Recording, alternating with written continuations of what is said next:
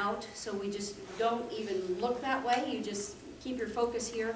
But we do have people who have to come in and out during this time, okay? So we'll just make sure they're quiet and that kind of thing. We still have books available if you're interested in buying them, so let us know at the end. If you didn't bring your money today, you can talk to one of your English teachers and we'll make arrangements with you, okay? Other than that, I want to just tell you about this marvelous couple that is sitting over here, and they are tremendous. We picked them up last night and took them to Cyberg's. Have you guys ever eaten at Cyberg's in Fairview Heights? That was my first experience with it, and we walk in, and who's there but Fred Bird? And it was hilarious, and he was messing with us, and that is what Ben said. Ben goes, I'm a Cubs fan, and then of course from that point on, Fred Bird picked on him, but he's really a Cardinals fan, so don't get excited. Not a smart guy. So anyway, but we just laughed the whole way, and I know that the story's getting ready to tell you, you know, some of it's not humorous, but he is a humorous man and he loves life. And I'm very proud to introduce to you Ben Fainer and his fiancée, Ann.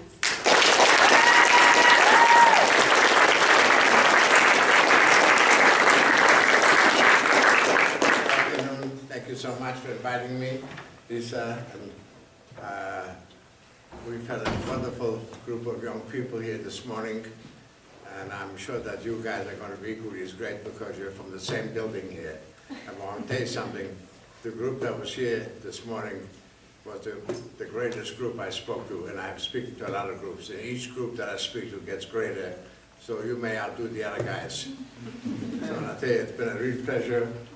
And we've had a wonderful afternoon yesterday coming down here. We had a nice lunch with some nice people also. And it's been a great experience with a wonderful bunch of people. I can't explain to you what a wonderful time the lady is having and I am. And I can't, Lisa is out of this world. I'm sure you guys know that, right? I've met a lot of teachers. And I've only been doing this for the last almost 5.5 years, okay? I'm not a speaker. Why are you looking at me? I'm not. I'm a tailor, a lady's tailor, as I said before.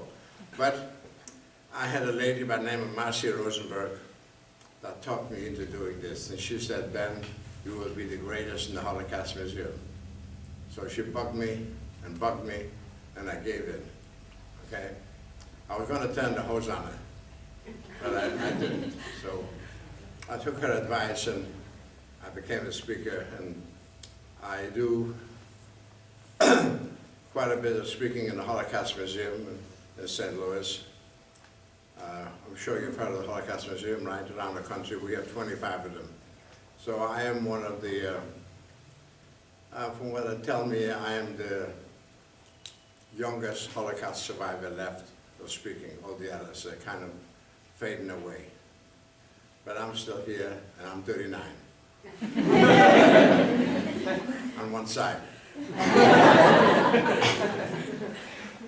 So, you know, this is what I do for a living, believe it or not. But the pay I get is not too good. You know why? Because there's no digits in front of the zeros. But thank God, as I said before, I have my own well. So, but the book that most of you young people got, I wrote, and I've also have some of you seen the videos that your beautiful teacher has shown to you. They're made by a tailor, not a filmmaker. I'm a lady's tailor.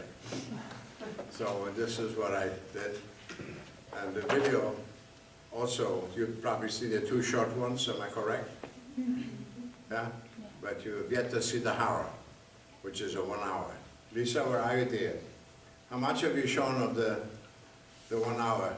We've shown about 3 different segments of the 1 hour one. 3 different segments? Mm-hmm. Oh. Like the Did you kind of thing. hop around? Yes, we did. Okay, so probably how much have you shown? About 10, 15 minutes of it? Probably, yeah, I would say. Okay. That's my supervisor also. So this is what I do for a living now. I speak to wonderful, beautiful children like you and the Holocaust Museum. I go to churches, and I'm very, very much involved with the veterans, okay? The soldiers that liberated me. I don't care if it was the Army, Navy, but I met some wonderful people in the last couple of months that I didn't think they'd do such wonderful work. They help a lot of veterans that come home from all over the place, from Iraq that are wounded in hospitals, and they do wonderful, wonderful things. They collect a lot of money. They go to rich people, and they do quite well. So I am also going to do this with them, that I've started actually with them. I have not told my lady friend yet about that, but I've started doing it the last 2 months since I met these guys. They're absolutely divine. The work that they do. They're wealthy, and they dig deep into their pockets, and they give it to the veterans. So I'm going to help. And before I start telling you about my experience in the Holocaust, I want you to know that there is a lot of wonderful people that I work with, and I'm going to join with them. So the video that comes in, which will, will be called Hannah Ida Orman, who perished in Auschwitz with 3 siblings, which is my mother and brothers and sisters. It's going to go to the Hannah Ida Orman Foundation, and I do not get a penny from it. It's going to the Holocaust Museum, my soldiers, and schools. 50% to soldiers, 25 and 25 to Holocaust Museum and schools. You might pick up a couple of pennies on that too here at the school, which is going to be on my list. So this is what I'm going to do with the money. As I said today, also I want you to know, if the book makes $1 million, I'm going to give $500,000 away. I'm going to keep $250,000, and $250,000 is going to go to schools and the Holocaust Museum.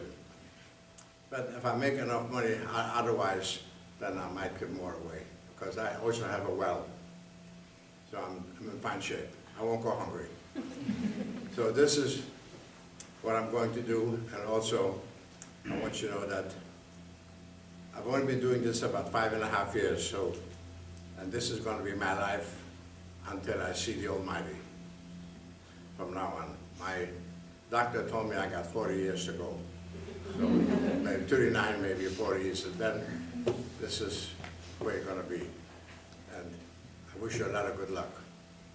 He happens to be a German doctor. So this is what's going to happen, and this is what I'm going to do from here on out, speak to wonderful young people like you. I go to churches, I go to Holocaust Museum, I go to veterans, and I have every day is tied up by doing something. The Holocaust Museum is closed on Sabbath day, which starts Friday night and Saturday night, so I don't go over there. But I used to go at least 12 times a month or more. But I've given it up because my dear lady over here said I should cut down and do about 2 or 3 times a month, and the rest, and not to go away, because she's hit the axe. So this is what I do, but I want to tell you something, is why I'm here, and I'm your beautiful lady and the teacher over there. 2 teachers, 1 gentleman and 2 ladies invited me here to tell you about a little bit of the horror that I have endured, experienced, and seen, the worst horror that's been ever committed by a guy like Hitler. I spent 6 years in the worst concentration camps in Germany. Okay, like our first camp was a forced labor camp, but the second camp was where the horror started, which was called Blachame, where my name was changed from Ben Fainer to 178873, which is on the number on my hand. I'll show some of you when we get finished. And the horror that I have seen, believe me, I hope to God that you never see what I have seen in 6 years. I was taken away in Poland by the Nazis. My mother and siblings went on one truck. They went to Auschwitz, which I'm sure there's some young people that heard of Auschwitz, right? When you go to Auschwitz, it's a one-way street. You're there and you don't come out. That's where my mother and 3 siblings went. First they go in to a shower, okay? Then they hit the gas chamber and they cremate him. And this is what they did in Auschwitz. And I lived with this all my life. Not only my mother and 3 siblings, but 250 of my other relatives. I come from a very large family in Poland. Aunts, cousins, mother-in-laws, father-in-laws, they're all gone. Can you imagine? In different states, different counties in Poland that they lived. That's a lot of people gone to Auschwitz. But there's 4 or 5 relatives that migrated in 1938 on my mother's side that one went to England, 2 went to Dublin, Ireland, 2 sisters and 2 brothers and an aunt. 5 people escaped the horror from Hitler. And they lived in England and in Dublin, Ireland. So my dad was taken away and we went to a camp called Yelishnya, which was a forced labor camp starting.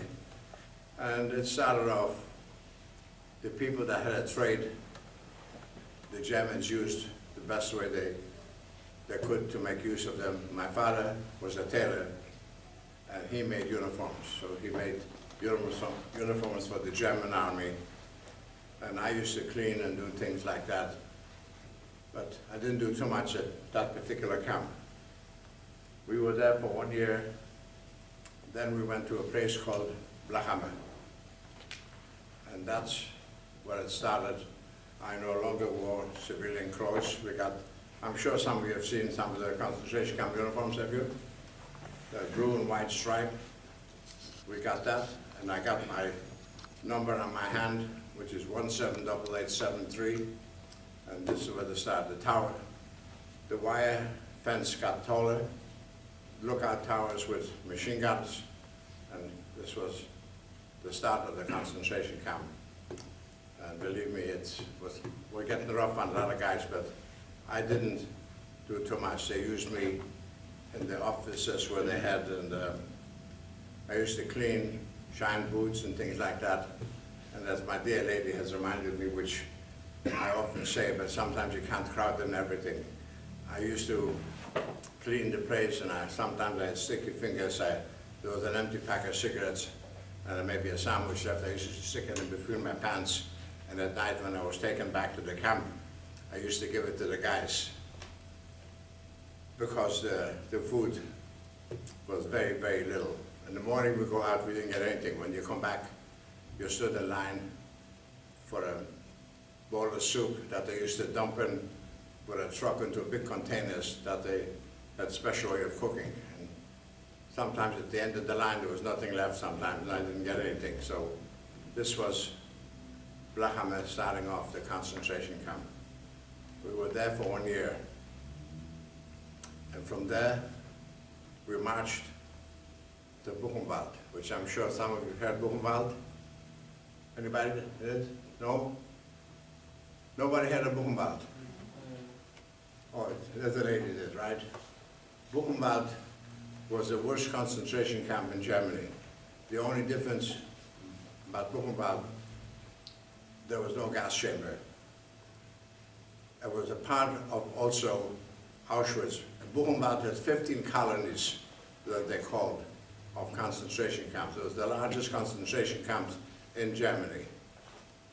And believe me, the horror in Buchenwald, I already started to go to work.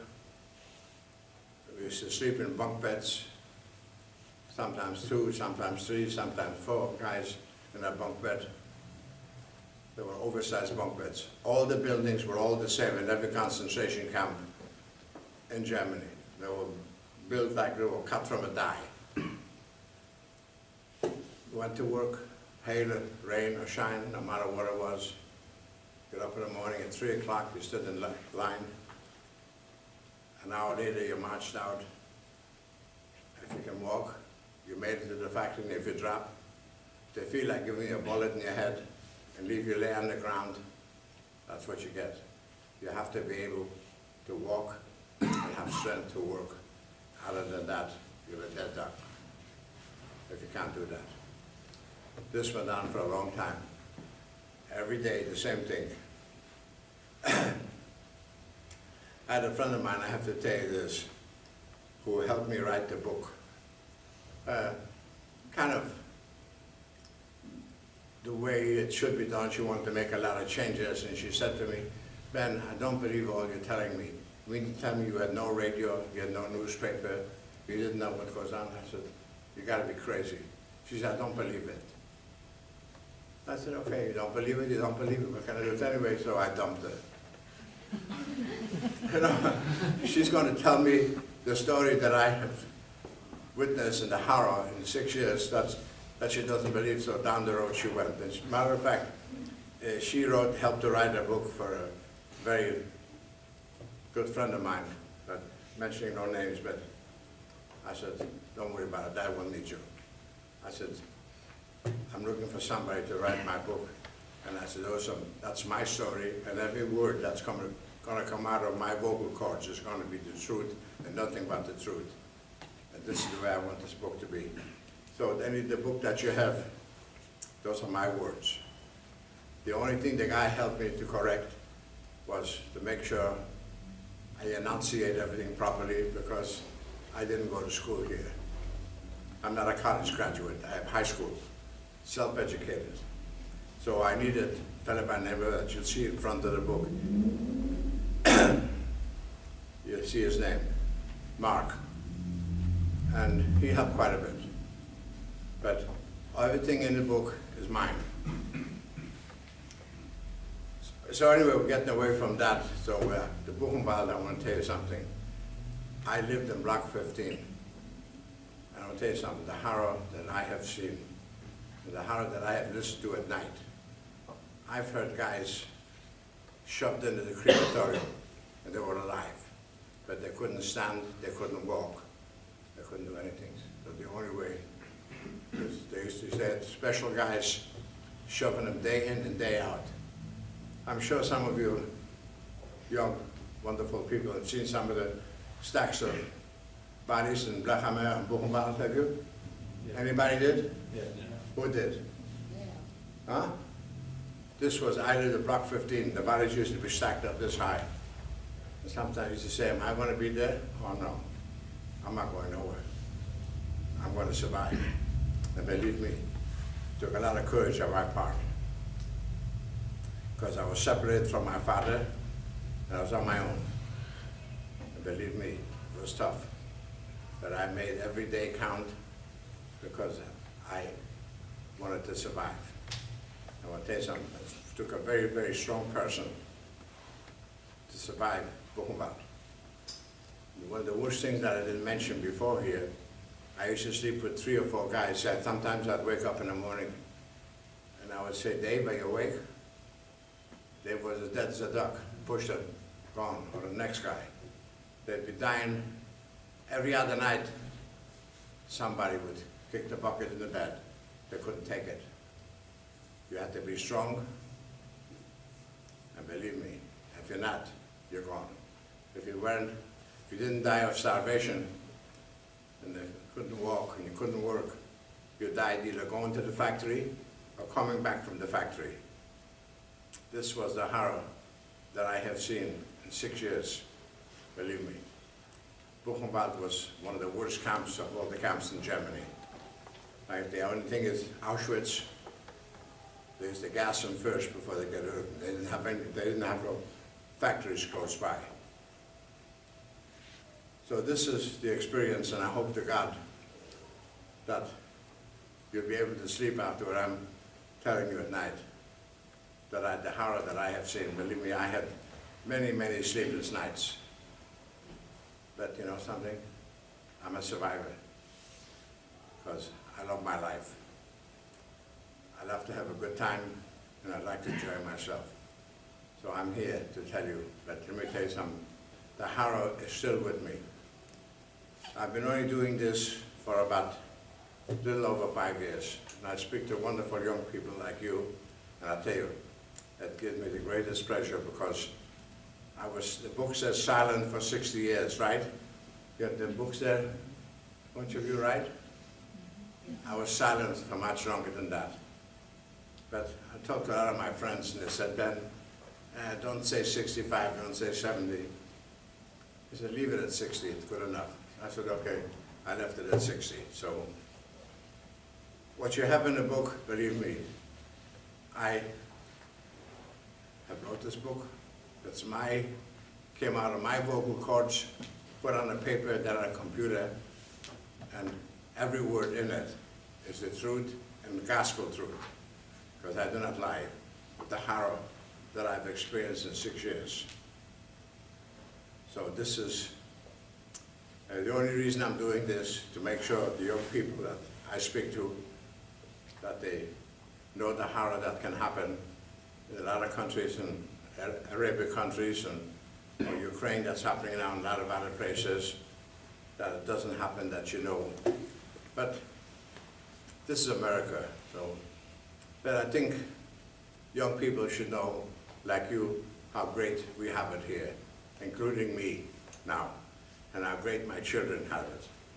Because I never talked to my kids until I actually had the interview with the lady that made me be a part of the Holocaust Museum. And then I opened up to my kids. They said, Dad, why don't you open up a little bit? So I'm going to open up when Marcia Rosenberg comes to the house, and I'm going to tell her the story about where I've been in 6 years. So this is part of the thing that I've held back quite a bit. But now I opened up, and it's been 5 years, and I opened up with a bang. So the bang, when I say, is my book. And I tried to become Cecil B. DeMille and Steven Spielberg. You've heard of those guys. And Taylor wants to become a film producer and a director.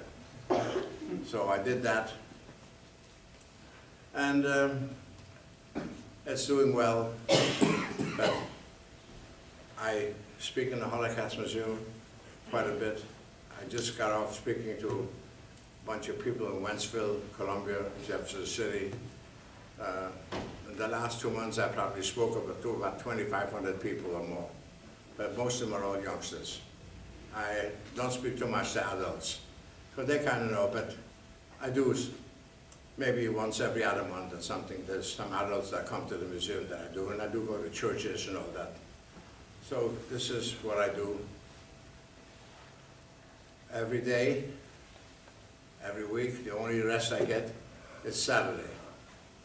Sunday also. Sometimes I have every month the day is booked, except Saturday or Friday nights. I do nights and during the day, and this is what I do every day of the week except those days. And your beautiful teacher over there, and the gentleman there, the other lady, they talked me into coming in here, and I've had a wonderful morning here. I want to tell you something. A lot of people ask me, do I enjoy it? I've stayed away mentioning my mother, because my mother was the dearest thing to my heart. But as long as I don't mention my mother, I'm in good shape. Because when I used to mention my mother at the beginning of the first 6 months, it doesn't look too good, a guy like me talking to beautiful people in tears. So maybe I hardened up a little bit, and I leave my dear mother out of it, because she was the greatest mother in the world. You know, when back in Poland, learned away a little bit, and I used to go to school in the morning. In Poland, Benjamin, the weather used to get 25 below zero. I'd come home, my mother used to take me between her legs and throw me out.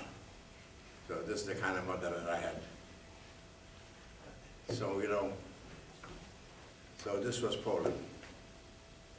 But it was great. There was nobody like it. She was the greatest in the world.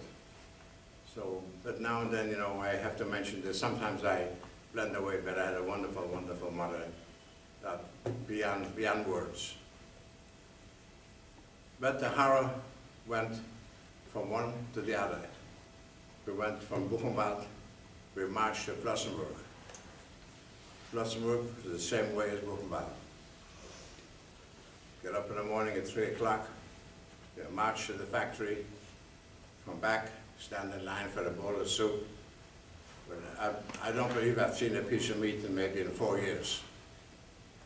They used to dump the things into a container, shove them in. The soup used to crack in your teeth from what the sand that they picked up, you know, from the ground with a shovel into a big container to cook.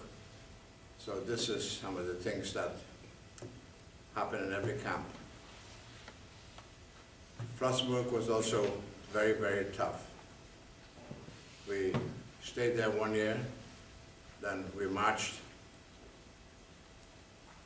further down to Dachau, and Dachau was also rough. Anybody hear of Dachau here? Yeah. That's it, okay? So you know about Dachau. There's quite a few parents that I've met that visited Dachau and Auschwitz in Poland. They couldn't believe it that there's such a thing. But you know, we have some people, our own Americans, that don't believe that the Holocaust existed, you know. So, you know, what can you tell them if they don't believe it, you know? Huh? Can you believe so? I tell them, I said, well, where's my mother and 3 siblings? You know? They said, yeah. Where are they? So I try to tell them, but at least I can't believe it. So this is, I'm hoping that the good God will never allow something like this to happen. What we have seen in Poland and a lot of other countries, where Hungary, Italy, all them people, you know, we had 5 million people were slaughtered by Hitler. And also Stalin. I know how much, you know anything about, anybody know anything about Stalin here? Yeah. Huh? Yeah. You know, Stalin killed 29 million people. Did you know that? He didn't gas them. He machine gunned them and threw them into mass graves. Did you know that? You didn't know that, huh? Yeah. He thought the population was too big. So he eliminated 29 million people. Pretty sad. Hitler tried to eliminate all the Jews, but he done a good job eliminating a lot of others besides Jews, several million too.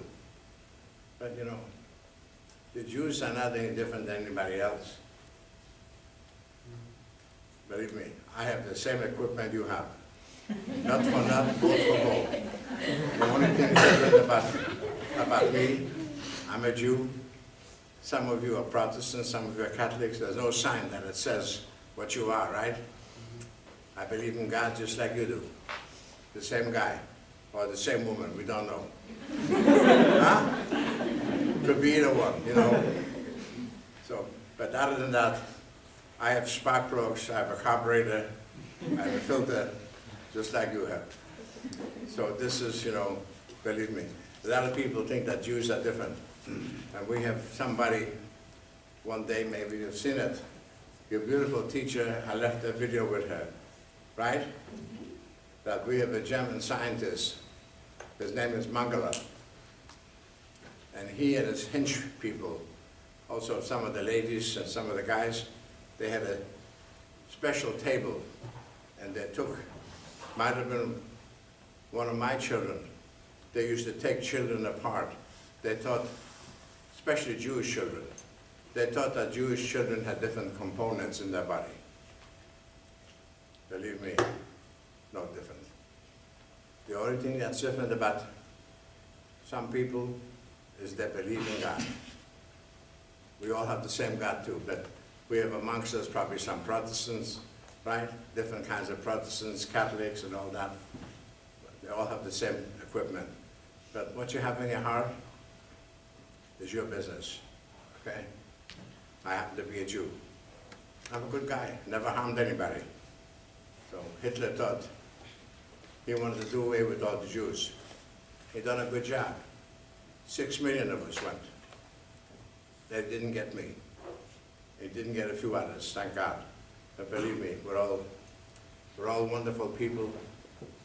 The beliefs, thank God, are a little different, but nobody harms anybody. We all go to different churches, right? Some would say the Hail Mary, some of us don't. Right? You know about that, right? We say prayers too, not the same as yours, so maybe in a Hebrew language. But this is what life is, believe me. And thank God that we have a lot of people that understand that. So Hitler didn't think so. He thought that we were different. We're not. So I'm here, and I'm not a teacher. I just tell you the horror that Hitler did, not just the Jews. If he didn't want anybody around, he got rid of them. So this is what Hitler did. Mussolini did his part. Stalin did his part. Some of the Egyptian guys, the Arab leaders did their part. And thank God, we didn't have any leaders. We never had leaders like this, right? That try to do away with people. This is America. And I hope to God that you never see the horror that should ever happen here, which I'm 1,000,000,000,000,000% sure that is not going to happen, but I think we should know about it. The young people that are coming up should know about it, what a guy like Hitler or Stalin and any of these other monsters can do. So this is what a few of us do in the Holocaust Museum. We go to churches, we come to speak to wonderful young people, soldiers and everything. So this is what I do. And I've been doing it now for a little over 5 years. And I'm beginning to love it because they're beautiful people that I meet.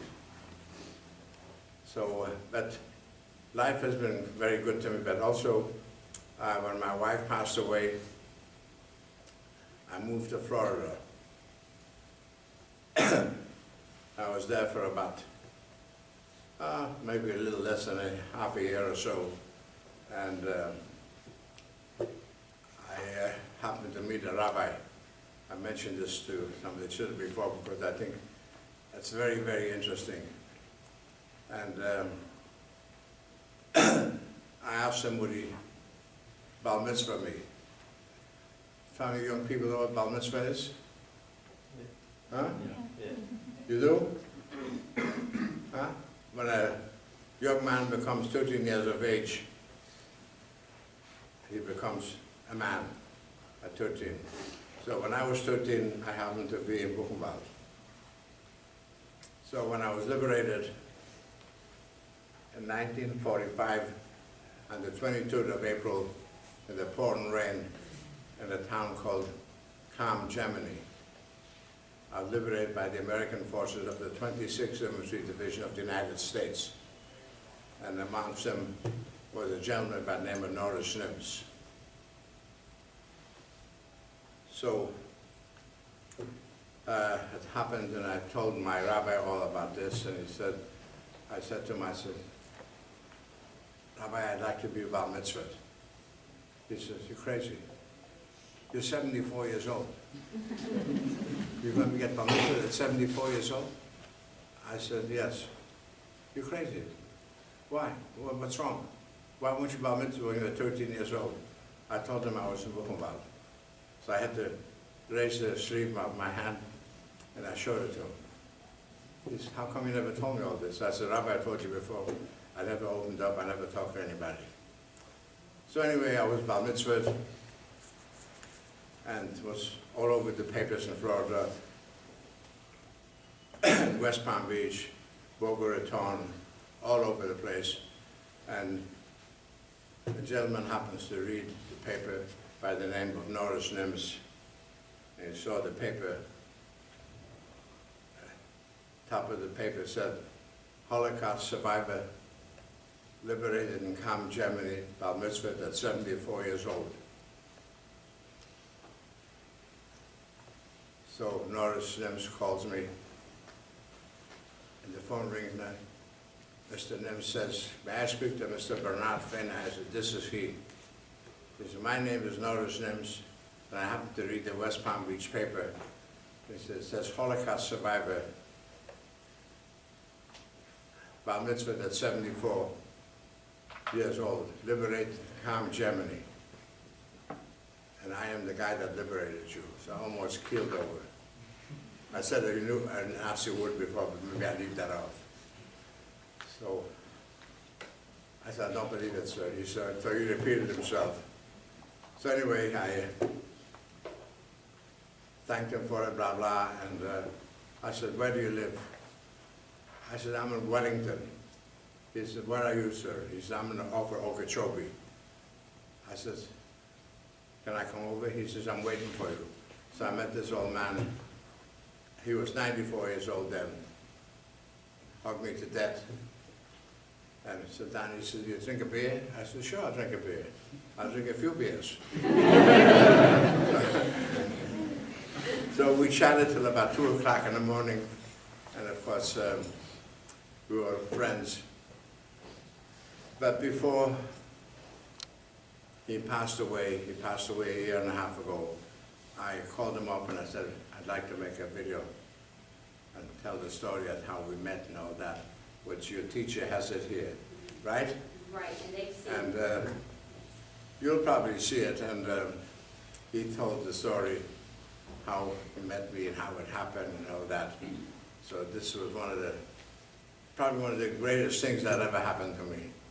But unfortunately, when his daughter called me, which is better than about a year and a half ago or so, a little longer than that maybe, she said, Ben, my dad passed away. I said, oh my God. I said, when's the funeral? He said, Ben, don't come. Dad is being cremated tomorrow. I said, oh my God. This is what he wanted to be cremated. So this was the story about the guy that liberated me, gave my life to me. Of course, his 26th Army Division. So anyway, I'm working with a lot of the soldiers. He's going to go into the archives, all the thousands of people that the 26th Army Division liberated in Kam, Germany in 1945 on the 23rd of April. So I am very close with his daughter. We chat now and then, so he's gone. That was one of my wonderful friends, but unfortunately he's gone. So this is part of the wonderful thing that happened to me. But this is a little bit of my life, and of course, I've had a wonderful life, but let me say something to you. I've suffered and suffered and suffered, but I didn't give up, because the horror that I have seen is unbelievable, and I thank God I was very, very strong. And I'm here to tell wonderful people like you, and I hope you never see it again. Nobody should ever see the horror that I have seen in 6 years. So this is what I've been doing all over the place. I've gone to probably hundreds of places in the last 6 years, and this is what I do. And I'm beginning to enjoy it, because people are wonderful, and they like to hear the story of what happened, what Hitler did. But I have also a lot of joy in my heart. I was married to a wonderful lady for 43 years. She happened to be Irish. We have some Irish people here? There we go. Her name was Susan Christina O'Brien. I spent 5.5 years in Dublin, Ireland, and I was a baker for a year, rolling in dough. The wrong kind of dough. Paper dough. So I didn't care for it too much, because my auntie was kind of cheap. She didn't pay. So I changed my mind, and I went to work for my uncle, who was a ladies' tailor. So I was always with the ladies all my life. I made clothing for ladies. And I spent 5.5 years in Dublin.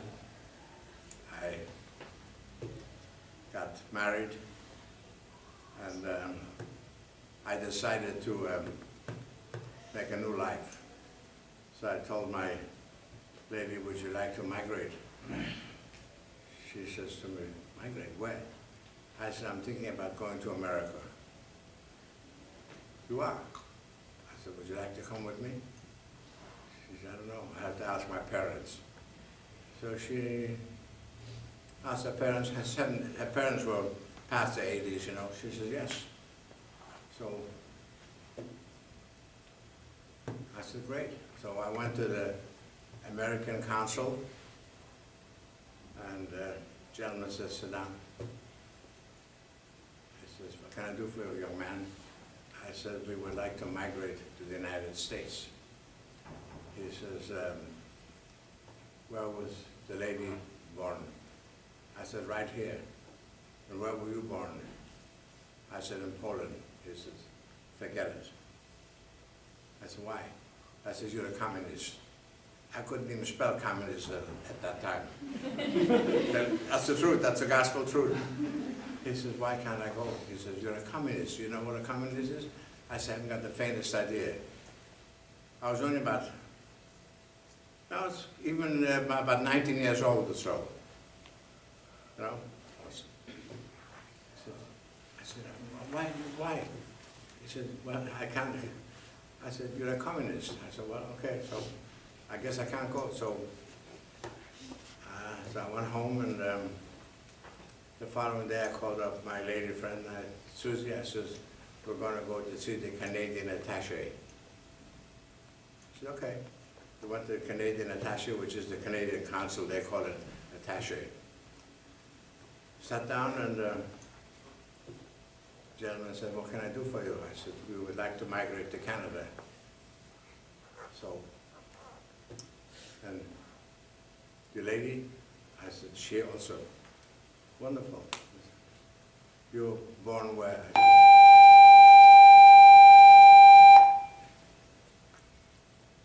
Poland.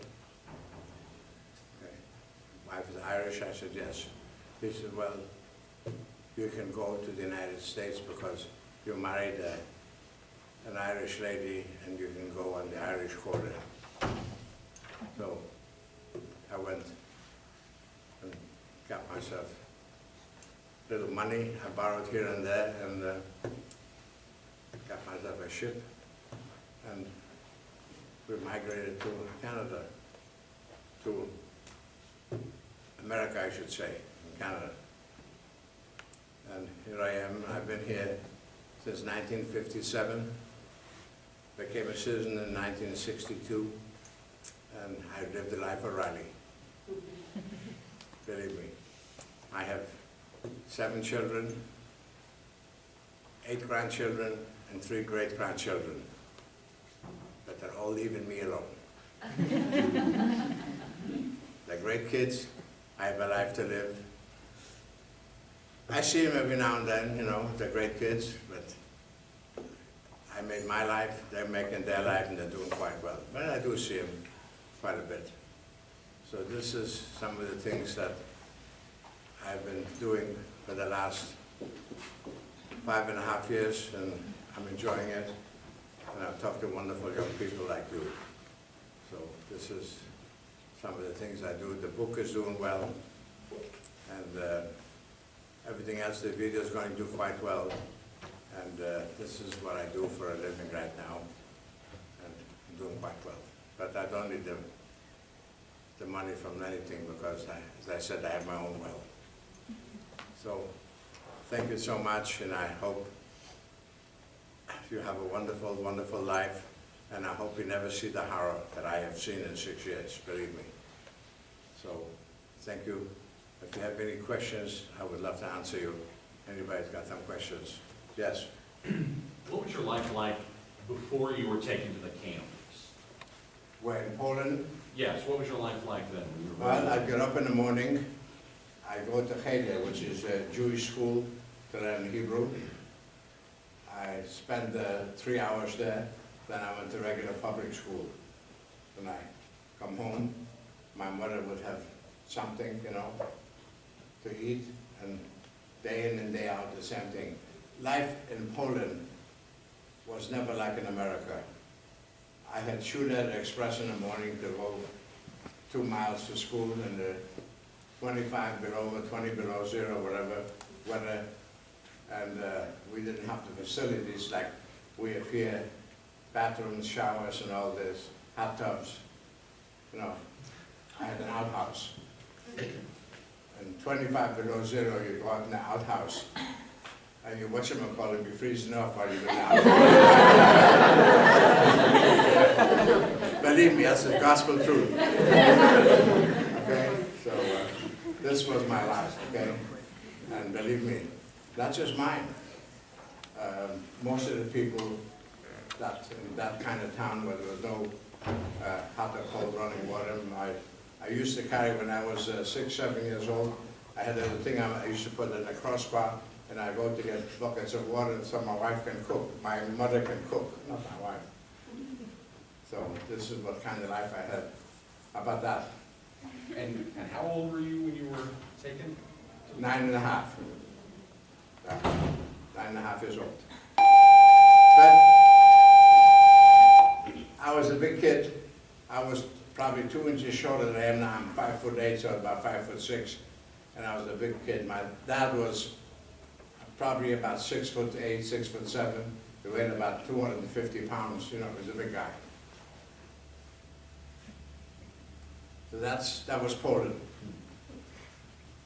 Thank you. Yes, How old was your wife when you tried to do it, or when you tried to come here? I can't hear quite this. How old was your wife when you tried to come to America? My wife, Well, you weren't married before. she was very young.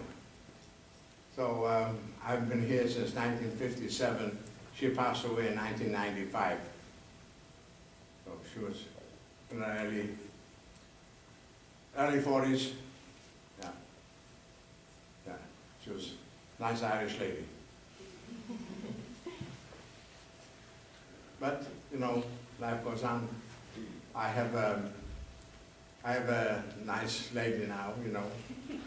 I'm dating, she's a wonderful. You know, we go out, we go to dinner, we go dancing, we go here and there. I have a wonderful life, she's a great companion. She's not the greatest cook in the world, I cook well. I thought I'd throw that in there, I hope you don't mind, do you? Just go back a little to maybe, Yeah. since it's the 23rd of April, I think today, isn't it? In 1945, why don't you just quickly mention about... Well, this was a great day, I tell you. I have a very, very dear friend of mine who called me yesterday. I'll tell you a little bit about the story also on that. Who happens to be the highest 4-star general in the country. His name is William Fraser. He's at Scott Air Force Base. I'm invited, he's retiring. I'm invited to his retirement party, and of course I'm taking my little lady with me. He called me yesterday. I spoke to him about this. I've met him several times, 3 or 4 times. I've been at Scott Air Force Base, met a few lower guys, like 2-star generals, you know, 1-star. I don't make it with them at all. I go for the 4-star. So he called me yesterday, and he says, Mr. Fainer? I said, General, what did you say? I thought we had a little discussion about that. You want me to call you Will, and you calling me Mr. Fainer? That's not too kosher, is it? He said, I'm sorry, Ben. So I says, yes, Will, how are you? He says, you coming out next week? I said, I'll be there with McNamara's band. No kidding. So he reminded me that, you know, I called you also, I wanted to tell you that the 23rd of April is the day you were liberated by the United States Army, and also about the Army Air Corps who stopped the plane. I said, yes, John, I quite remember well. I just thought I'd call you and remind you about that. I said, well, thank you very, very much. So I'm going to his retirement thing. He's going to go to Texas as a new four-star general taken over, and I'm going to be, you already invited me to come to Texas. So I have a four-star general that I call Will. So this is my best friend. So this is, I do that. I've been to Scott Air Force Base probably about 4 times, and we've been out together. So this is what, yes. So what was that like, the day you were liberated? The life I was liberated, No, the day you. The day you were liberated? the day I was liberated, was probably the most wonderful day of my life. First of all, I'll tell you something. When I saw the uniforms coming down the hill in Camp Germany, I almost flipped. I couldn't believe it. The guy said, "Ben, what's it dus?" In Yiddish, they said to me, because I'm telling you in English, you know, and they spoke Yiddish to me. He said, where's Anasai? And he says to me, some of the guys, who are they? I said, they're Americans. Oh, Gewalt. Oh my God, I said, you know. So it was, I can't describe it to you, how our American boys treated us. A lot of the guys, well, they ate so fast, their stomach couldn't take it, because their stomach was shrunk up, you know, they weighed 1/4, some of them weighed 1/4 of the weight that they were under normal conditions. So they were dying like flies, because they ate too fast. For some ungodly reason, I didn't.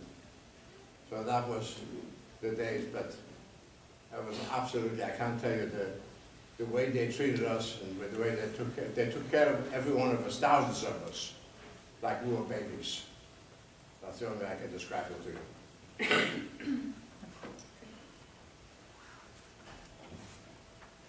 Yes.